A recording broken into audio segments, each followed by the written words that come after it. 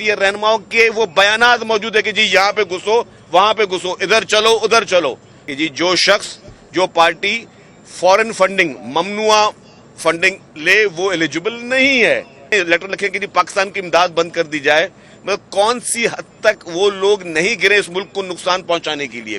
तो जो शख्स उस हद तक इस मुल्क के लिए गिरे हैं, तो क्या उसके लिए सिर्फ किसी मुल्क की करारदाद जो कि पाकिस्तान का अंदरूनी मामला है उस पे आके हम कहें कि जी नहीं किसी शख्स को छोड़ दिया जाए, या उसी ममालिक में कैपिटल हिल का जो वाकया हुआ था, कैपिटल हिल में 10-10, 15-15 साल लोगों को सजाएं मिली, तो क्या हम ये कहें कि हम अपने मुल्क में करारदाद पेश करके जी वो वहाँ का उनका आईनी जमहूरी हक था कि जी वहाँ पे लोगों ने जो है वो पार्लियामेंट में घुसे या वहाँ लोगों पे आगे लगाई, तो जी उनको छोड़ दिया जाए। ये डेमोक्रेटिक राइट है। Democratic right, freedom of speech का मकसद कहीं पे भी कानून हाथ में लेना नहीं होता।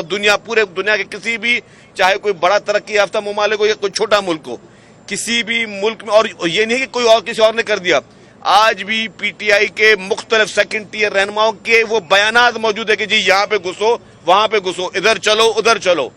उन जगहों के उन्होंने नाम तक लेके कहा कि चले इस पे हमला करेंगे, धमकियां दी, इदारों को धमकियां दी, मुल्क को धमकियां दी।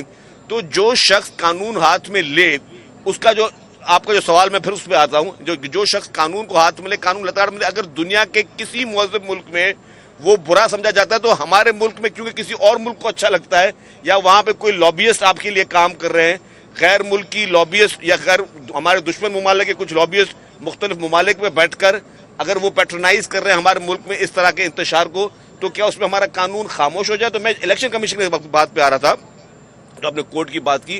इलेक्शन कमीशन का 2002 का आप पढ़ लें, बहुत ही लाउड एंड क्लियर है, और वो ये लाउड एंड क्लियर वो ये कहता है कि जी जो शख्स, जो पार्टी फॉरेन फंडिंग, ममनुआ फंडिंग ले, वो एलिजिबल नहीं है।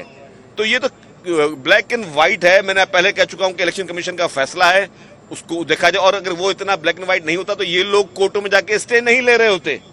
इन लोगों ने 8 साल तक इन केसेस को स्टे लेने की कोशिश इसलिए की कि ये इन लोगों को पता था कि इनके जुर्म साबित हो चुके हैं, और उसमें कोई 1, 2 नहीं 10-10 अकाउंट इन लोगों ने छुपाए, और उन अकाउंट्स में फॉरेन फंडिंग आती थी। वो पैसे कहाँ गए, कौन से ममालिक से आ रही थी, कौन से ममालिक पाकिस्तान में इस तरह के इंतशार को पैट्रोनाइज करने जा रहे हैं। तो ये सारी चीजें आया है, कोई नई चीज नहीं है।